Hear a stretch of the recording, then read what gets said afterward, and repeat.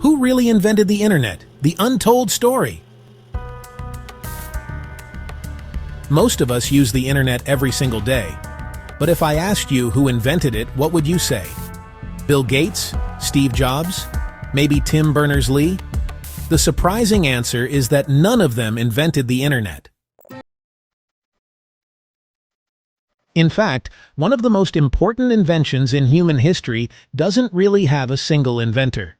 Its creation took decades and involved scientists, engineers, universities, government agencies, and researchers working on different pieces of the same enormous puzzle. To find the real beginning, we have to go back to the 1960s. Computers were nothing like the devices we use today. They were enormous, incredibly expensive machines, often isolated from one another. Researchers began asking a revolutionary question: what if computers could communicate? One important early thinker was J.C.R. Licklider, a psychologist and computer scientist who imagined a future in which computers around the world could be connected.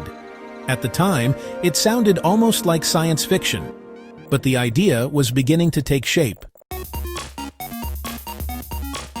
Meanwhile, researchers were developing a revolutionary technology called packet switching. Instead of sending information as one continuous stream, data could be broken into smaller pieces called packets. Those packets could travel through a network and then be reassembled at their destination. This concept would become one of the foundations of modern computer networking. Then came ARPANET. Funded by the United States Department of Defense's Advanced Research Projects Agency, ARPANET connected computers at research institutions. And on October 29, 1969, something historic happened. A computer at UCLA attempted to send a message to another computer at the Stanford Research Institute. The message was supposed to be one simple word: login. The researchers typed the letter L. It worked. Then O. That worked too. Then they typed G, and the system crashed. So the first message transmitted across ARPANET wasn't login. It was simply LO.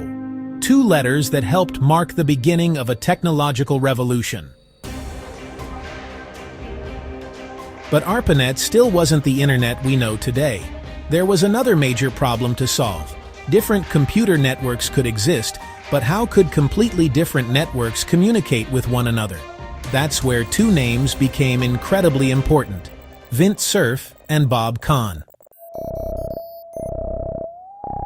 During the 1970s, Cerf and Kahn helped develop a system of communication protocols that eventually became known as TCP/IP. Think of it as creating a universal language for computer networks. One network could use one type of technology. Another could operate completely differently. TCP/IP provided rules that allowed them to communicate. Instead of creating one giant network, computers could connect through a network of networks, an internet. On January 1st, 1983, ARPANET officially adopted TCP/IP, a milestone often associated with the birth of the modern internet. But something was still missing. The internet existed, yet it looked nothing like what most of us recognize today. There were no familiar websites, no modern web pages, no clicking colorful links to jump from one site to another. And that's where Tim Berners-Lee enters the story. So, back in 1989, while working at CERN in Switzerland, Berners-Lee proposed a system that would allow information to be connected and accessed through hypertext. He then went on to develop the key technologies behind what eventually became the World Wide Web. And honestly, this is where one of technology history's biggest misconceptions really begins. The World Wide Web and the Internet are, well, not the same thing. The Internet is this enormous global infrastructure that connects computers and networks all around the world. The web, on the other hand, is a system that operates on top of the Internet, letting us access websites and follow hyperlinks using web browsers. If you think about it, the Internet is like the roads. and the World Wide Web is one of the most important things traveling on those roads. So, did Tim Berners-Lee invent the internet? No, he didn't. He invented the World Wide Web. Did Vint Cerf and Kahn invent the internet? Well, their development of TCP/IP was absolutely essential, and they're often called fathers of the internet. But even they were building on decades of work by other researchers. There's really no single inventor. ARPANET demonstrated that computers could communicate across packet-switched networks. Researchers developed packet switching. Engineers built the hardware. Scientists created communication protocols. Universities expanded the networks. Government agencies funded crucial research.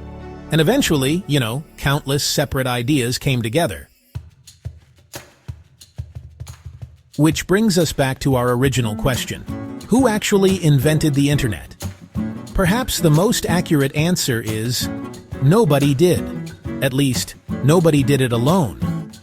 The internet wasn't a single invention created by one person in one laboratory on one extraordinary afternoon. It was an evolution, a chain of ideas built by many people over decades. One person imagined computers communicating. Others figured out how to move information efficiently. Others built the networks. Others created the rules that allowed those networks to talk to each other. And still others created the World Wide Web that helped bring the internet into everyday life. Maybe that's what makes the story so remarkable. The technology that eventually connected billions of people around the world was itself created through something very human: connection and collaboration.